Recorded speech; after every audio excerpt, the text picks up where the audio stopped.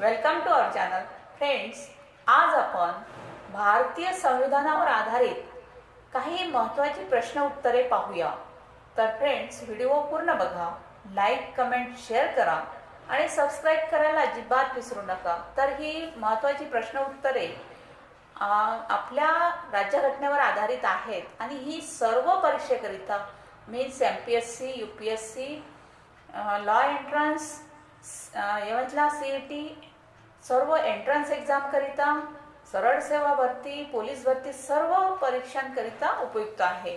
तर फ्रेंड्स, पाहूया प्रश्न आणि उत्तर. Question number 1. मूलभूत अधिकार कोणत्या आर्टिकलमध्ये समाविष्ट केले आहेत? तर आन्सर आहे option number B, article 12 to article 36. Article 12 to article 36 means article 12 ते आर्टिकल 36 मध्ये मूलभूत अधिकार दिलेले आहेत. Question number 2.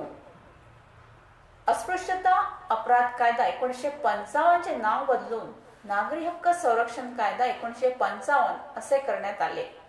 तर हे कोणत्या वर्षी करण्यात आले? आन्सर आहे ऑप्शन नंबर सी, 1976 मध्ये. Question number 3. संपत्तीचा अधिकार घटनेच्या भाग 3 मधून वगळण्यात आला. आता संपत्तीचा अधिकार कोणत्या अमेंडमेंटनुसार भाग 3 मधून वगळण्यात आला? आन्सर आहे ऑप्शन नंबर बी, 44वी घटना दुरुस्ती मीन्स 44th अमेंडमेंट नुसार संपत्तीचा अधिकार वगळण्यात आला. Question number 4. संसदेच्या संयुक्त अधिवेशनाचे अध्यक्ष कोण असतो? संसदेच्या संयुक्त अधिवेशनाचे अध्यक्ष कोण असतात? तर आन्सर आहे option number C, president means राष्ट्रपती. संसदेच्या संयुक्त अधिवेशनाचे अध्यक्ष राष्ट्रपती असतात. Question number 5. भारताच्या उपराष्ट्रपतीचे पद उपराष्ट्रपती पदाशी मिळते जुळते आहे. आन्सर आहे ऑप्शन नंबर बी, अमेरिका या देशाशी मिळते जुळते आहे.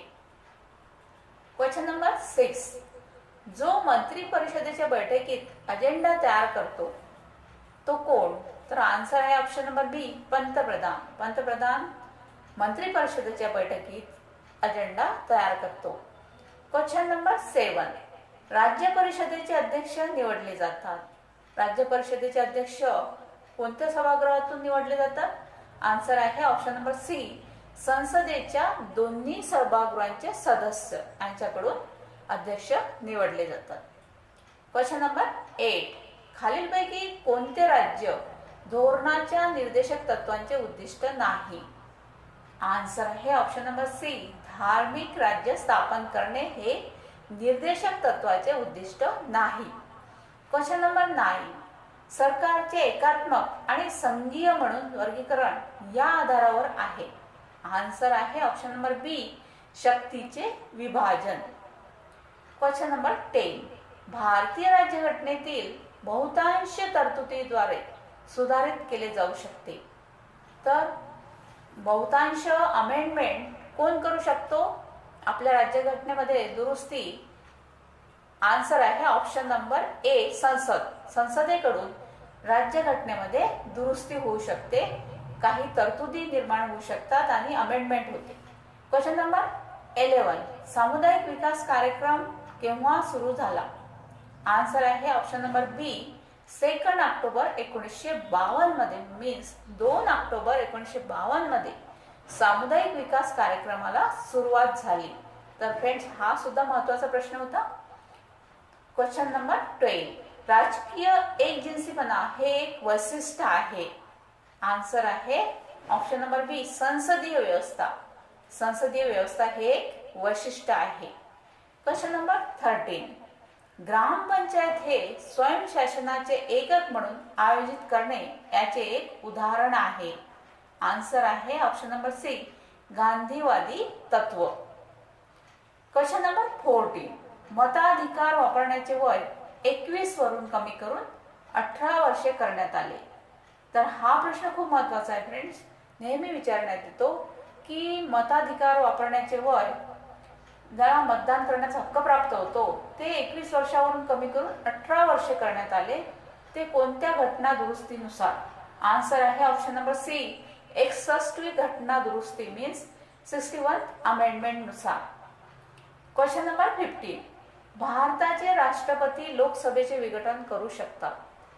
तर भारताचे राष्ट्रपती लोकसभेचे विघटन म्हणजे आन्सर आहे ऑप्शन नंबर डी मंत्रिमंडळ. मंत्रिमंडळाचे विघटन करू शकतात. Question number 16. विशिष्ट मंत्रालयासाठी निर्धारित खर्च कमी केला जावा असे सुचवणारे प्रस्ताव म्हणून ओळखले जाते. आन्सर आहे ऑप्शन नंबर बी कट मोशन. Question number 17. भारतात सरकारचे प्रमुख कोण आहेत. आन्सर आहे ऑप्शन नंबर बी पंतप्रधान. भारतात सरकारचे प्रमुख पंतप्रधान असतात. Question number 18. राज्याचे राज्यपाल विधानसभेसाठी किती सदस्यांना नामांकित करू शकतात. आन्सर आहे ऑप्शन नंबर सी 1. राज्याचे राज्यपाल विधानसभेसाठी 1 सदस्याला नामांकित करू शकतात. Question number 19. संसद सदस्याने सलगपणे स्वतःला वगळल्यास त्याचे सदस्यत्व स्वतः सलग किती दिवस ऑब्सेंट राहिल्यानंतर आपले सदस्यत्व गमावू शकतो. तर आन्सर आहे सलग 60 दिवस.